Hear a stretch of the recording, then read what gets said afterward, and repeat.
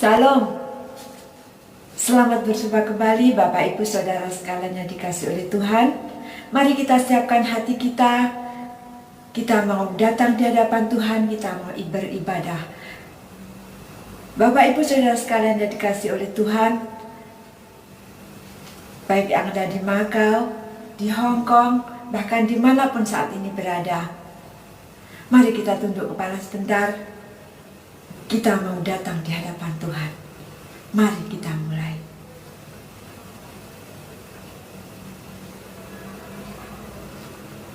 Amin.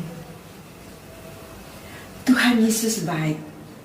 Tuhan telah tetapkan kita hidup dalam rencana Tuhan. Apapun yang terjadi, Tuhan itu baik adanya. Mari Bapak Ibu Saudara sekalian yang dikasihi oleh Tuhan, kita mau buka ibadah kita hari ini. Kita angkat pujian. Ku tahu Bapa peliharaku, Dia baik, Dia baik.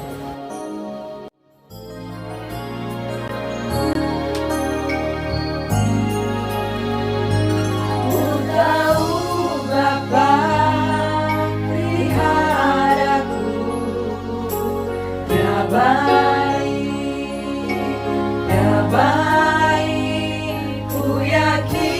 Dia selalu sertaku, Dia baik bagiku. Ku tahu Bapa peliharaku, Dia baik, Dia baik. Ku yakin Dia selalu sertaku, Dia baik bagiku. Lewat badai cobaan, semuanya mendatangkan kebaikan. Ku tahu Bapa peliharaku, Dia baik bagiku.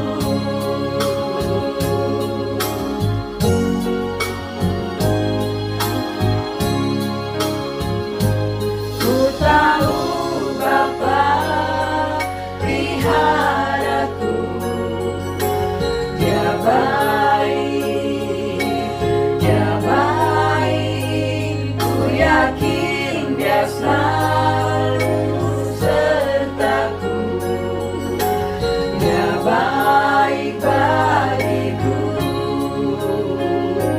Lewat badai cobaan, semuanya mendatangkan kebaikan.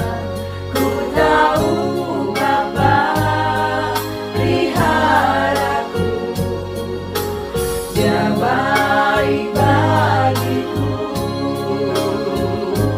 Lewat badai cobaan, semuanya mendatangkan kebaikan.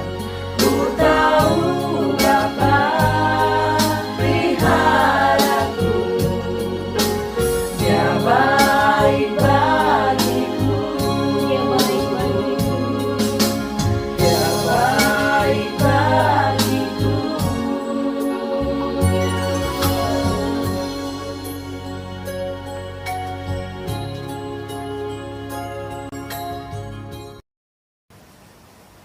Shalom, kita berjumpa lagi pada hari ini dalam ibadah yang khusus. Mari kita satukan hati kita untuk masuk dalam ibadah kita. Kita awali dengan fotum dan salam. Ibadah pada saat ini. Ibadah ini kami buka kiranya jadi dalam nama Bapa, Anak dan Roh Kudus. Tuhan memberkati jemaat Tuhan sekalian.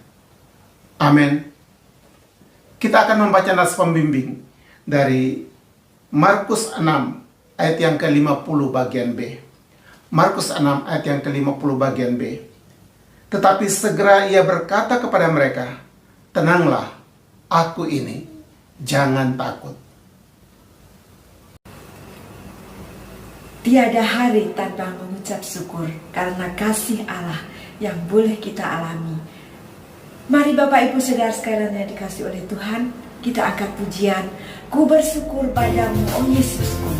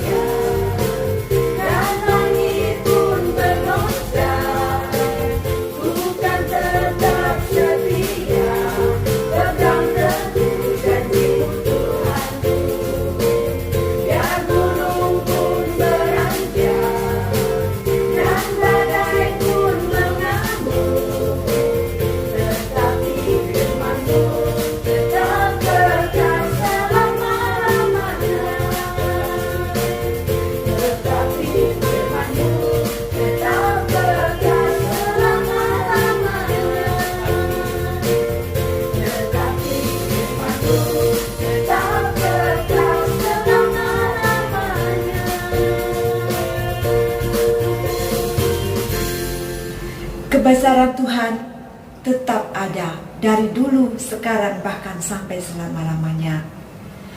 Untuk itu saudara sekalian yang dikasihi oleh Tuhan, mari kita tetap memuji Tuhan, kita tinggikan nama Dia. Mari kita angkat pujian, terpujilah nama-Mu Tuhan.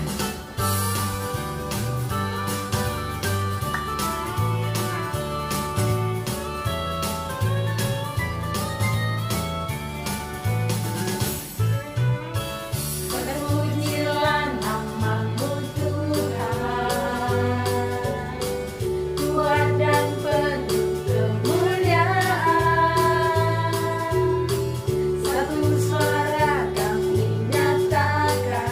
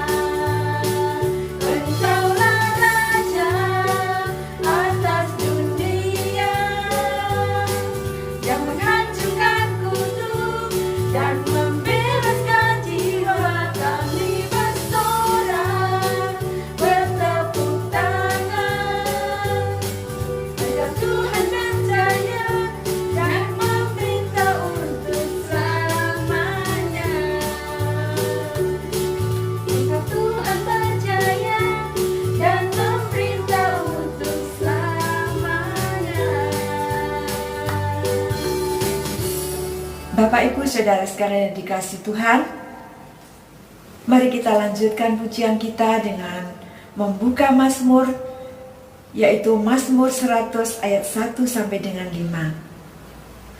Mari kita buka Mazmur kita, Mazmur 100 ayat 1 sampai dengan 5. Pujilah Allah dalam bait-Nya, Mazmur untuk korban syukur. Bersorak-soraklah bagi Tuhan, hai seluruh bumi. Beribadahlah kepada Tuhan dengan sukacita. Datanglah ke hadapannya dengan sorak-sorai. Ketahuilah bahwa Tuhanlah Allah. Dialah yang menjadikan kita dan kepunyaan Dialah kita, umatnya dan kawanan domba gembalaannya. Masuklah melalui pintu gerbangnya dengan nyanyian syukur, ke dalam pelatarannya dengan puji-pujian. Bersyukurlah kepadanya dan pujilah namanya. Sebab Tuhan itu baik, kasih setianya untuk selama-lamanya, dan kesetiaannya tetap turun-temurun. Mari kita datang di hadapan Tuhan. Kita mau menyembah Dia. Kita nyatakan syukur kita. Kita datang di hadirat-Nya. Kita agungkan Dia. Kita sembah Dia. Mari kita angkat pujian di hadapan hadirat-Mu ya Bapa. Ku datang dengan penuh kerendahan.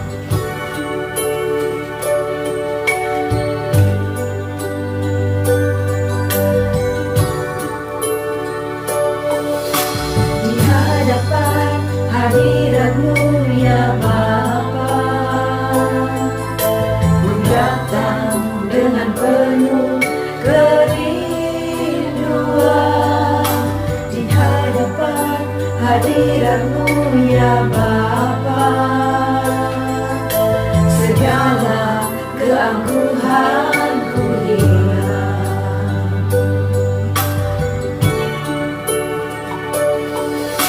Di hadapan hadirat-Mu ya Bapa, ku datang dengan penuh kerinduan. Di hadapan hadirat-Mu ya Bapa, segala keangkuhanku hilang. Ku sembah Kau ya Bapa, ku sembah Kau ya Tuhan, ku tinggikan nama-Mu Yesus. Dalam hidupku selalu ku sembah Kau ya Bapa, ku sembah Kau ya Tuhan, ku tinggikan nama-Mu Yesus. Dalam hidupku selalu,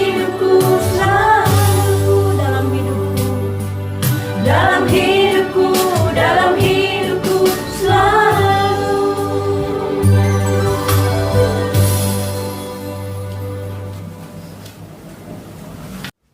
Jemaat Tuhan, mari kita persiapkan hati kita. Kita akan mendengarkan firman Tuhan. Sebelumnya mari kita satukan hati kita. Kita berdoa. Bapa di dalam sorga, kami berterima kasih karena kesempatan ini, waktu ini, kami tidak berada di tempat lain, tapi kami berada di sekitar firman Tuhan. Berkati kami, berbicara kepada kami. Pakailah hamba yang terbatas ini untuk menyampaikan kebenaran firman Tuhan, sehingga kiranya semua kami yang mendengarkan boleh diberkati oleh Tuhan. Terima kasih Bapa. Dalam nama Tuhan Yesus kami berdoa. Amin. Dasar firman Tuhan untuk kita pada hari ini, kita akan baca dari Kitab Injil Markus pasal 6 ayat 45 hingga ayat yang ke-52. Injil Markus pasal 6 ayat yang ke-45 hingga ayat yang ke-52. Saya akan bacakan. Sesudah itu Yesus segera memerintahkan murid-muridnya naik ke perahu dan berangkat lebih dulu ke seberang, ke Betsaida. Sementara itu ia menyuruh orang banyak pulang. Setelah ia berpisah dari mereka, ia pergi ke bukit untuk berdoa. Ketika hari sudah malam, perahu itu sudah di tengah danau, sedang Yesus tinggal sendirian di darat. Ketika ia melihat betapa payahnya mereka mendayung karena angin sakal, maka kira-kira jam 3 malam, ia datang kepada mereka berjalan di atas air, dan ia hendak melewati mereka.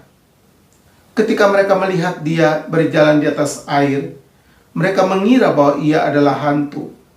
Lalu mereka berteriak-teriak, sebab mereka semua melihat dia, dan mereka pun sangat terkejut. Tetapi segera ia berkata kepada mereka, "Tenanglah, aku ini, jangan takut." Lalu ia naik ke perahu mendapatkan mereka, dan angin pun redalah. Mereka sangat tercengang dan bingung, sebab sesudah peristiwa roti itu, mereka belum juga mengerti, hati mereka tetap degil. Demikian firman Tuhan untuk kita. Berbahagialah kita semua yang mendengarkan firman Tuhan dan memelihara dalam hidup kita masing-masing. Terpujilah nama Tuhan kita, Yesus Kristus. Jemaat Tuhan, dari teks firman Tuhan ini kita akan merenungkan di bawah tema tenang karena Tuhan. Tenang karena Tuhan. Saudara, situasi yang kita hadapi saat ini dalam berbagai lini kehidupan atau segi kehidupan manusia, manusia sedang mengalami keadaan yang takut, khawatir, gelisah. Keadaan yang disebabkan oleh karena situasi yang tidak mudah saat ini. Itulah berbagai kesulitan bagaikan gelombang yang dihadapi. Gelombang yang paling nyata yang sekarang sedang terjadi ialah dengan semakin merebaknya virus ini, sehingga membuat banyak orang dalam ketakutan, kegelisahan, ketawaran hati, kebimbangan, begitu banyak faktor atau hal yang mereka alami. Semua orang di berbagai belahan bumi tentu berbicara tentang keadaan ini, dan mereka semua merasa takut dengan situasi ini.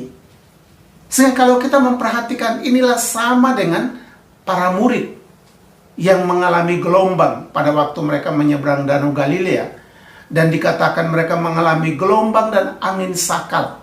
Angin sakal adalah angin yang bertiup dari depan sehingga membuat perahu itu tidak bisa maju, dan perahu itu akan tetap berada di dalam gelombang yang besar itu, tidak bisa maju karena ada gelombang dari depan.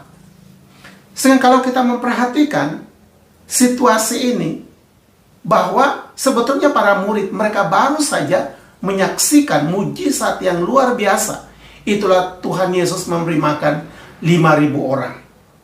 Dan dikatakan sisanya 12 bakul. Namun dalam keadaan itu yang dimana mereka baru saja mengalami mujizat, sekarang mereka diperhadapkan dengan situasi yang sulit. Itulah gelombang dan angin sakal. Nah, dalam menghadapi situasi ini, menghadapi hal yang demikian, bagaimana cara Tuhan menolong? Bagaimana cara Tuhan memberikan ketenangan kepada para murid? Dan untuk memahami akan rahasia untuk mendapatkan rasa tenang itu, kita akan belajar beberapa pokok di sini.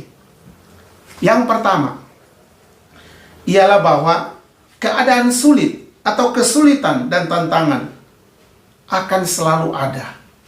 Sekali lagi, kesulitan dan tantangan akan selalu ada. Kita lihat di dalam ayat 45 hingga ayat yang ke-47. Kalau kita memperhatikan dalam ayat-ayat ini, walaupun para murid baru saja mengalami mujizat, mengalami kuasa Tuhan yang luar biasa, tetapi Alkitab katakan di sini, mereka mengalami gelombang, mereka mengalami angin yang kencang, angin sakal yang disebutkan di situ. Hal ini menunjukkan bahwa kesulitan atau penderitaan dan tantangan akan selalu ada, merupakan satu kenyataan dalam hidup kita. Ya, ini sebagai orang percaya, kita harus mengerti ini bahwa penderitaan, tantangan, kesulitan akan selalu ada untuk mendidik kita untuk mengenal kepada Tuhan. Karena mengapa? Oleh karena kita masih ada di dalam dunia, ya. Kita masih ada dalam dunia yang penuh dengan pencobaan dan tantangan, sehingga tantangan itu akan selalu ada. Kalau kita memperhatikan dalam Alkitab, begitu banyak penderitaan yang dialami oleh umat Tuhan, ya. Kita mulai dengan Perjanjian Lama. Bagaimana bangsa Israel, mereka dalam penderitaan selama 400 tahun. Dan bukan hanya berakhir di situ, tapi selama perjalanan 40 tahun, itu sebetulnya kelihatan itu, sebetulnya mereka berada di dalam penderitaan perjalanan itu. Karena apa? Mereka berjalan di padang gurun yang sulit. Mereka berjalan dengan tanpa air, tanpa makanan, ya. Mereka mengalami kesulitan yang luar biasa. Tapi bagaimana Tuhan menolong mereka? Jadi penderitaan itu akan selalu ada. Akan selalu ada. Dan di dalam perjalanan itu begitu banyak penderitaan. Baik itu nanti menghadapi ular tedung, atau juga menghadapi kehausan, menghadapi kelaparan. Begitu banyak yang mereka alami. Jadi kita tidak bisa menghindari dari setiap kesulitan. Sama seperti saat ini dalam menghadapi COVID ini, kita tidak bisa hindari. Itu sesuatu yang akan selalu ada, dan kita tidak tahu nanti tahun berikut apa yang akan terjadi, kita tidak tahu. Tapi sebagaimana firman Tuhan katakan bahwa kesulitan itu akan selalu ada. Kita masuk dalam Perjanjian Baru, bagaimana Tuhan Yesus sendiri mengalami penderitaan, ya. Kemudian gereja Tuhan pada gereja awal, gereja mula-mula juga mengalami penderitaan. Para rasul mengalami penderitaan, orang percaya mengalami penderitaan, tantangan, ya. Contohnya juga salah satu dalam teks ini, para murid dalam mengikuti Yesus, tapi mereka juga mengalami tantangan, gelombang. Jadi kalau kita memperhatikan, maka kesulitan akan selalu ada, pergumulan akan selalu ada, dan kita tidak bisa lari daripada pergumulan itu. Bahkan Alkitab katakan di dalam Matius 10 ayat yang ke-16, Tuhan Yesus katakan, kamu seperti domba yang diutus ke tengah-tengah serigala. Hal ini membuktikan bahwa sebagai orang percaya, kita ada di dunia penuh dengan tantangan, pencobaan yang tidak akan henti-hentinya untuk datang menghadang kehidupan kita.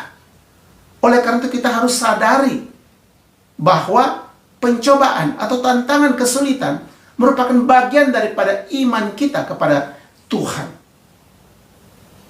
Oleh karena itu, kalau kita melihat poin pertama ini, kesulitan akan selalu ada. Itu akan mempersiapkan hati kita, diri kita, untuk siap menghadapi berbagai kesulitan. Ya, itu poin pertama. Poin yang kedua yang kita akan belajar ialah bahwa Yesus tahu dan memperhatikan kesulitan kita dan hadir menolong kita. Yesus tahu dan memperhatikan kesulitan kita dan hadir untuk menolong. Dalam ayat 48 hingga ayat yang ke-50 bagian A, kalau kita memperhatikan di dalam ayat-ayat yang dibacakan tadi, mulai ayat yang ke-48, ketika ia melihat betapa payahnya mereka mendayung karena angin sakal, maka kira-kira jam 3 malam, ia datang kepada mereka berjalan di atas air, dan ia hendak melewati mereka. Alkitab katakan di sini, dimulai dengan dikatakan Yesus melihat. Yesus melihat itu menunjukkan satu kata yang benar-benar dia melihat. Dia melihat sebagai Allah yang maha kuasa dan maha tahu. Karena kalau kita perhatikan bahwa murid-murid ada di tengah danau, sedangkan dikatakan dalam teks firman Tuhan tadi, Yesus ada di atas bukit dan berdoa. Tapi Alkitab katakan di sini, Yesus melihat. Itu berarti penglihatan Tuhan Yesus tidak dibatasi oleh jarak, ya. Tidak dibatasi oleh jarak. Walaupun Yesus ada di gunung, para murid ada di tengah danau, dikatakan Yesus melihat. Dan ini menarik, ya. Hal ini membawa kita untuk memahami bahwa dalam berbagai kesulitan pergumulan yang kita hadapi, tidak ada satu masalah pun yang terhalang di mata Tuhan untuk melihat, ya. Tidak ada sesuatu pun yang dapat menghalangi penglihatan Yesus untuk melihat setiap pergumulan kita, ya. Dan hal yang menarik kita lihat di sini ialah bahwa mengapa Yesus melihat? Karena Yesus memperhatikan murid-muridnya. Jadi sebetulnya hal ini menarik karena para muridnya, orang yang dipilihnya. Kita tidak tahu pada waktu malam itu apakah juga ada perahu lain yang juga membawa nelayan yang lain untuk melewati danau pada malam itu. Alkitab tidak menceritakan, sehingga kita tidak tahu. Tetapi yang jelas ialah para murid ada di tengah laut dan mengalami gelombang, dan Yesus melihat mereka. Dia melihat secara langsung, ya, melihat secara langsung kepada mereka. Kemudian dikatakan dengan dia melihat itu menunjukkan satu ekspresi memperhatikan. Yesus tidak hanya melihat terus lewat. Oh ya, mereka mengalami gelombang. Sesudah itu dia mungkin buang mata ke tempat lain. Tetapi justru dengan melihat ini menunjukkan satu perhatian. Karena apa dikatakan dalam ayat yang ke-48 itu, ia melihat betapa payahnya mereka mendayung. Ini berbicara tentang ada perhatian. Dia melihat sedetailnya kondisi para murid yang sedang dengan susah payah mendayung, ya. Yang sedang dengan kerja keras mendayung untuk melewati gelombang itu. Sementara sudah dikatakan angin sakal, itu berarti membuat angin itu bertiup dari depan, sehingga membuat mereka walaupun berdayung dengan sekuat tenaga, mereka tidak bisa maju dan mereka tetap berada di dalam gelombang itu, ya. Tapi yang menarik ialah bahwa dikatakan Yesus melihat, dan dalam Yesus melihat itulah Yesus memperhatikan, ya. Dia melihat kesusahan para murid, kembali kepada pemahaman, karena mereka adalah murid, orang pilihan Tuhan. Kalau saudara dan saya menjadi murid Tuhan, menjadi orang pilihan Tuhan, ya, itu menunjukkan bahwa saudara dan saya dalam perhatian Tuhan. Lain dengan kalau saudara dan saya, atau kita mau katakan orang yang masih di luar Tuhan. Kita yang percaya kepada Tuhan menjadi murid Tuhan, kita diperhatikan oleh Tuhan, dilihat oleh Tuhan dengan saksama, ya. Sehingga membuat kita merasa bahwa betul Tuhan memperhatikan, walaupun saat itu murid-murid tidak tahu bahwa Yesus memperhatikan mereka, ya. Jelas murid-murid pasti tidak tahu. Karena apa? Yang mereka pikirkan ialah gelombang yang besar, dan mereka sekarang sedang berjuang untuk mendayung supaya mereka bisa lolos daripada gelombang dan angin itu dengan harapan lebih cepat mendarat. Dan mereka tidak pikir bahwa Yesus sedang memperhatikan mereka. Tapi Alkitab melaporkan bahwa Yesus memperhatikan. Dan inilah satu kenyataan. Seringkali dalam kesulitan pergumulan kita tidak tahu bahwa Tuhan sedang memperhatikan kita. Kadang-kadang kita merasa berjuang sendiri. Lalu mungkin katakan, Tuhan, kenapa Tuhan tidak menolong saya? Kenapa Tuhan tidak mendengar doa saya? Padahal Tuhan memperhatikan, Tuhan mendengar doa. Hanya kitanya yang memiliki pemahaman yang terbatas. Sama seperti para murid ini, ya. Mereka tidak tahu bahwa Tuhan memperhatikan mereka, sedang mereka sendiri berada dalam kesulitan itu. Langkah berikut yang Yesus ambil, Yesus lakukan ialah ada tindakan. Yesus tidak hanya melihat, tapi Alkitab katakan di dalam ayat selanjutnya, atau kalimat selanjutnya, dikatakan maka kira-kira jam 3 malam ia datang kepada mereka berjalan di atas air. Ya. Ada tindakan. Yesus tidak hanya melihat dan memperhatikan, tapi ada tindakan yang Yesus lakukan. Itulah Yesus datang kepada mereka. Yesus berjalan di atas gelombang dan angin. Ini yang saya renungkan. Yesus bukan berjalan di atas air yang tenang, laut yang teduh, bukan. Di dalam gelombang yang besar, dalam angin yang kencang itu, Yesus berjalan di atas. Apa dapat kita mengerti ini? Berarti Yesus lebih berkuasa dari gelombang dan angin. Ya. Yesus lebih berkuasa dari gelombang dan angin. Dia bisa jalan di atas gelombang dan angin. Ya. Satu kebenaran yang dapat kita lihat pada waktu dia berjalan seperti itu. Itulah sebabnya ada yang menarik dikatakan di sini adalah para murid menyangka itu hantu. Karena mereka belum pernah mengalami situasi seperti ini.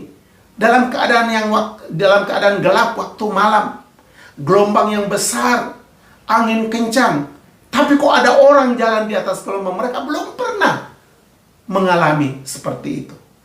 Sehingga apa yang Yesus lakukan pada waktu Yesus datang itu sebagai sesuatu yang menakutkan mereka.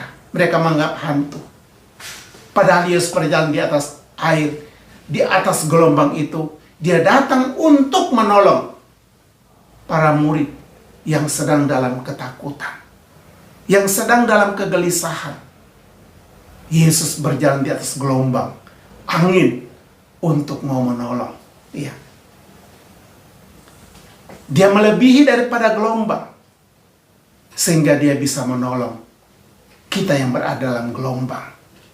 Dia melebihi daripada angin taufan angin sakal yang kencang, sehingga dia dapat menolong para murid yang sedang dalam ketakutan, kegelisahan menghadapi angin sakal yang kencang, yang tidak bisa membuat mereka maju.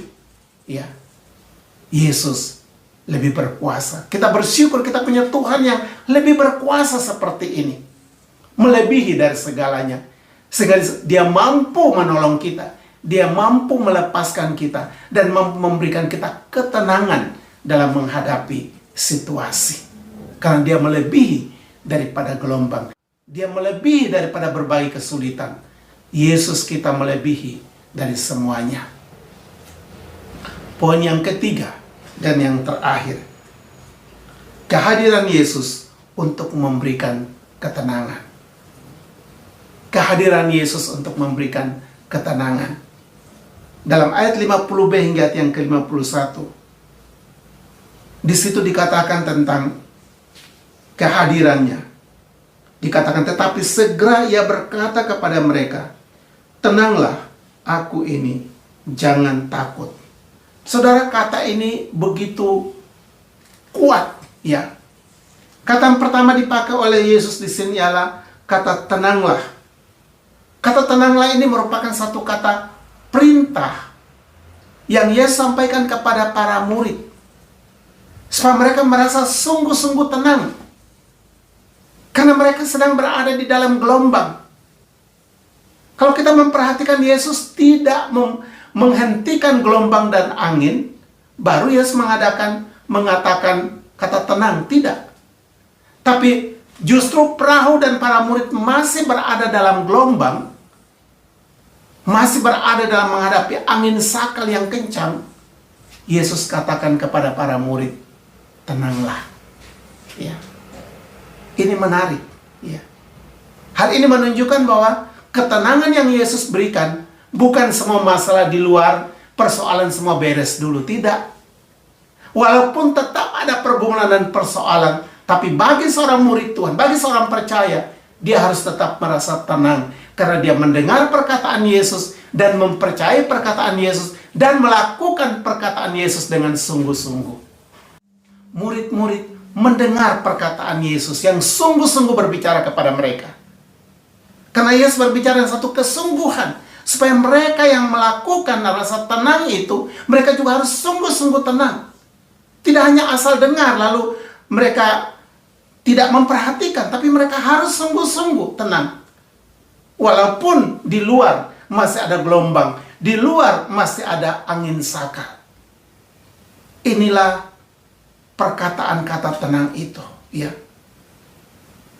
Mengapa Yesus katakan tenang? Karena Yesus mempertaruhkan dirinya sebagai jaminan. Itulah dikatakan aku ini. Ya. Yesus tidak hanya katakan bahwa kamu tenang, tidak. Tapi aku ini. Aku ada bersama kamu. Walaupun ada gelombang, walaupun ada angin, tapi aku ada bersama kamu. Oh saudara, inilah hal yang indah. Apapun pergumulan kesulitan, hal-hal yang menakutkan, menggelisahkan terjadi. Di saat Yesus katakan aku ini. Dan kita sebagai muridnya, kita mengaminkan akan perkataan Yesus. Kita mengaminkan akan kehadiran Yesus dalam diri kita. Maka kita akan merasa tenang. Oleh karena Yesus. Jadi ketenangan yang kita miliki, yang Yesus tawarkan, bukan karena situasi lingkungan tenang dulu. Tapi situasi yang betul-betul Yesus inginkan ialah karena kehadirannya. Dirinya bersama dengan murid-murid, itulah ketenangan. Walaupun di luar masih banyak pergumulan. Saya tidak tahu saat ini mungkin saudara sedang berada dalam pergumulan-pergumulan yang berat. Doa-doa yang belum terjawab. Kegelisahan, ketakutan bisa terjadi. Tetapi jangan faktor-faktor itu mempengaruhi kita untuk tidak tenang. Walaupun keadaan itu masih tetap terjadi, ya, yang digambarkan seperti domba di tengah serigala itu, tetapi kehadiran Yesus bersama kita, Dia katakan, tenanglah, aku ini. Lalu Yesus katakan lagi dalam kata yang berikut, jangan takut. Ada kata tenanglah, kata jangan takut, lalu di tengah kalimat itu Yesus katakan, aku ini. Ini aku. Kata jangan takut juga merupakan satu kata perintah yang Yesus sampaikan secara langsung kepada mereka. Dan tentu semua murid mendengarkan perkataan Yesus. Yesus menyampaikan ini dengan maksud supaya sungguh-sungguh murid-murid untuk memperhatikan secara sungguh-sungguh dan melakukan sungguh-sungguh, ialah tidak takut, jangan takut. Karena hal ketakutan inilah yang begitu besar dialami oleh para murid saat itu, menghadapi gelombang dan angin. Tapi Yesus katakan, jangan takut.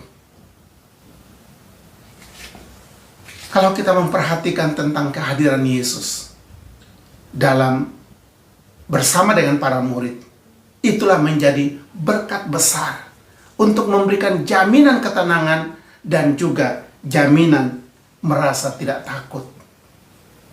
Saat ini, dalam menghadapi berbagai persoalan kita hadapi, mari kita menaruh percaya kepada Yesus. Dia yang hadir dalam hidup kita dan berbicara kepada kita supaya jangan takut. Dan Yesus inginkan supaya kita sungguh-sungguh tidak takut dalam menghadapi setiap kesulitan. Apakah saat ini kita sedang berada dalam gelombang, menghadapi angin sakal yang membuat kita tidak bisa maju, tetap berada dalam gelombang itu, berputar dalam gelombang itu, sebagaimana penyakit yang sekarang sedang mewabah. Tapi tetap jaminan Tuhan berikan, aku ini, tenanglah, jangan takut. Jadi saudara, kita bersama Tuhan Yesus itu berarti bukan tidak ada kesulitan. Kita bersama Tuhan Yesus berarti bukan tidak ada gelombang dalam hidup kita. Ya, sebagaimana kondisi para murid. Bahwa waktu mereka bersama dengan Yesus, gelombang tetap ada. Tetapi Kalau kita perhatikan dalam mujizat yang dilakukan oleh Tuhan Yesus pada waktu itu ialah dia berjalan di atas laut air. Kemudian dia menghentikan gelombang. Itu semua menunjukkan tentang kemahakuasaan Tuhan. Kemahakuasaan Yesus atas alam ciptaan. Tapi yang lebih penting ialah ketenangan bersama Yesus. Di dalam Yesus ada ketenangan. Sebagaimana saya sudah sampaikan tadi, bahwa Yesus bukan meneduhkan gelombang dulu baru membuat mereka menyampaikan mereka tenang, tapi disuruh mereka tenang dan jangan takut. Di tengah-tengah masih ada gelombang dan masih ada angin. Oleh karena itu kalau kita memperhatikan sebagaimana perkataan tadi, bersama Yesus bukan berarti tidak ada gelombang, tetap ada. Tetapi di saat kita bersama dengan Yesus, maka kita akan kuat, kita akan tenang menghadapi setiap pergumulan. Kesimpulan untuk kita saat ini, dalam berbagai kesusahan dan pergumulan yang membuat kita gelisah dan takut, Tuhan Yesus katakan, ini aku. Ini aku. Tenang dan jangan takut. Karena di dalam aku, yaitu di dalam Tuhan Yesus, kita akan mendapatkan ketenangan. Sebagaimana dikatakan dalam Injil Matius 11 ayat yang ke-28 dan 29. Di dalam Yesus ada ketenangan. Kiranya Tuhan memberkati. Mari kita berdoa. Bapa, kami berterima kasih karena dalam situasi yang semakin menakutkan ini, ada firman Tuhan yang beri kami ketenangan. Ialah kehadiran Yesus dalam hidup kami. Kehadiran Yesus dalam hati kami. Yang berbicara kepada kami, tenanglah, aku ini, jangan takut. Kiranya itu dapat meneduhkan hati kami. Sehingga walaupun di sekitar kami ada gelombang, ada pergumulan, tapi kami akan tetap menghadapinya bersama Tuhan. Terima kasih Bapa untuk firman-Mu. Dalam nama Tuhan Yesus kami berdoa. Amin. Puji Tuhan, kita semua telah mendengarkan kebenaran firman Tuhan, dan biarlah firman Tuhan yang telah disampaikan oleh hamba-Nya dapat menjadikan kekuatan kita untuk menghadapi hari-hari yang akan kita lalui. Baik Bapak Ibu Saudara sekalian yang dikasihi oleh Tuhan, marilah kita memberikan yang terbaik, yaitu persembahan syukur, baik itu persembahan persepuluhan dan persembahan-persembahan lainnya yang saudara Bapak Ibu sekalian sudah siapkan. Mari kita iringi persembahan ini dengan pujian, dan sekaligus pujian ini menutup ibadah kita hari ini. Tuhan Yesus memberkati. Allah itu baik, sungguh baik bagiku, ditunjukkannya kasih setianya. Dia menyediakan yang ku perlukan, menyatakan kebaikan, menyatakan kebaikan, menyatakan kebaikannya padaku. Kasih setianya tak pernah berubah,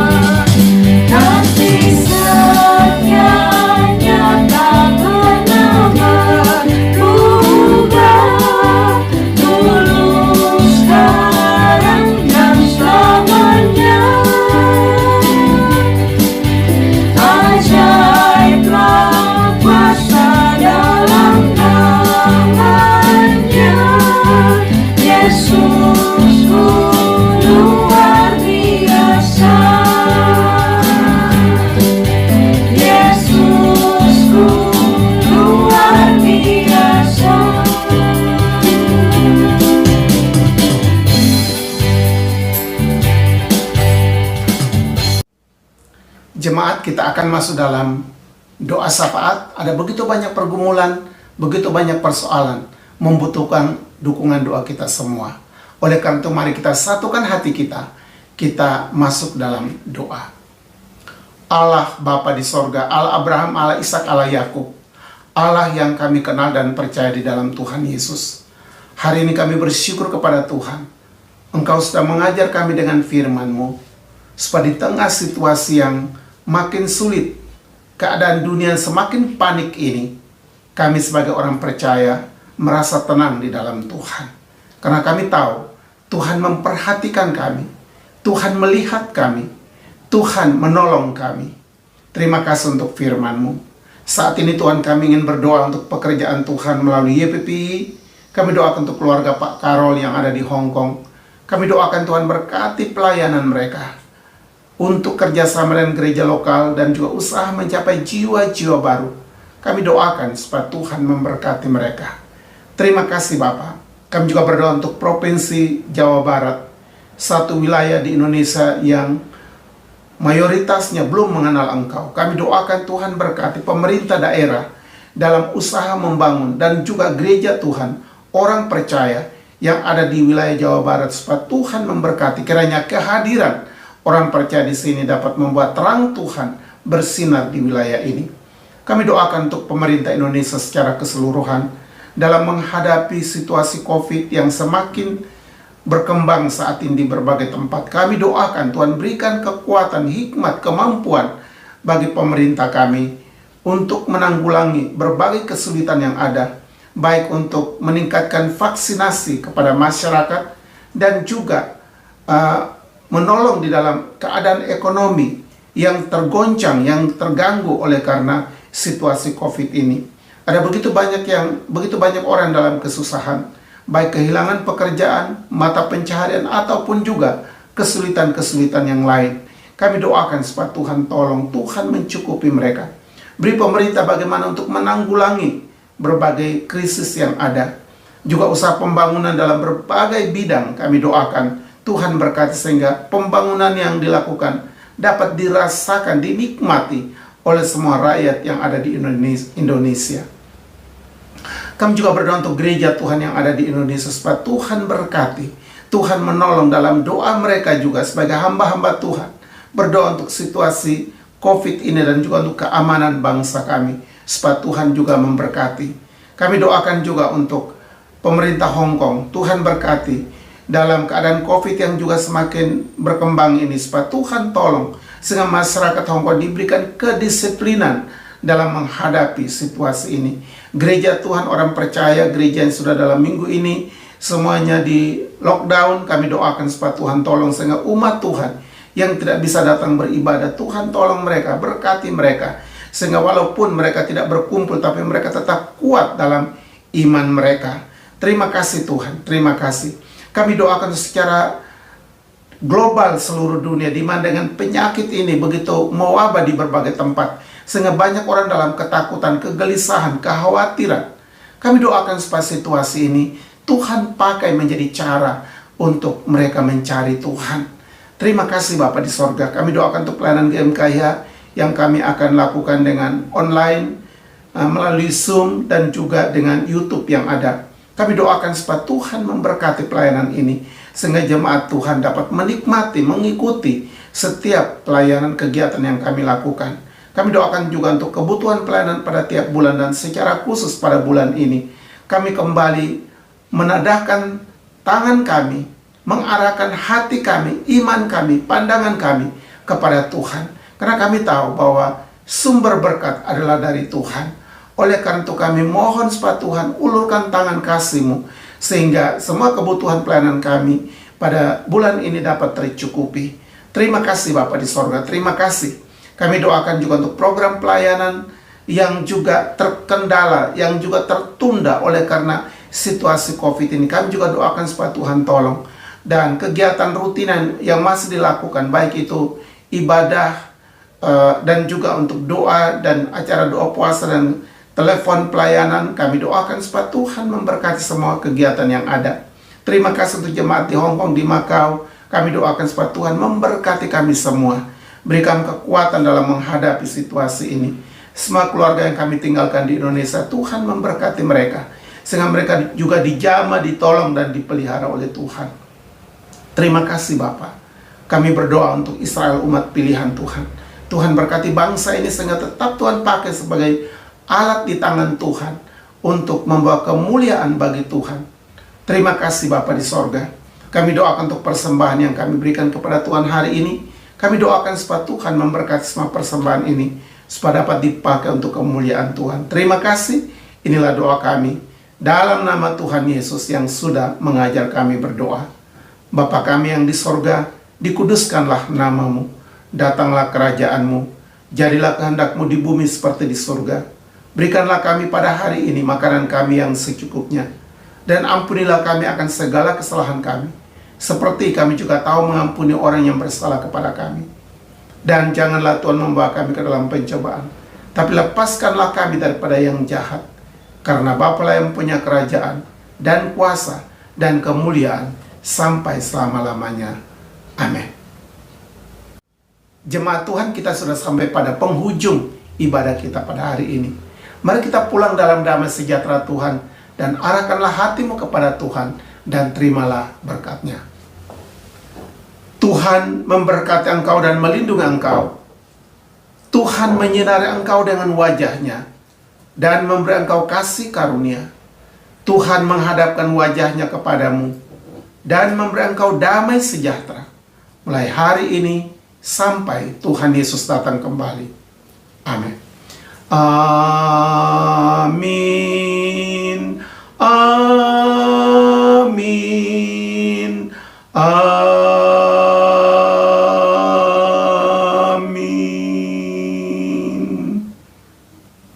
Kita masuk dalam saat teduh. Amin. Jemaat Tuhan sekalian, akhirnya atas nama GMKIH, kami mengucapkan selamat hari Minggu. Dan kita akan bertemu pada minggu yang akan datang. Kiranya Tuhan memberkati. Shalom.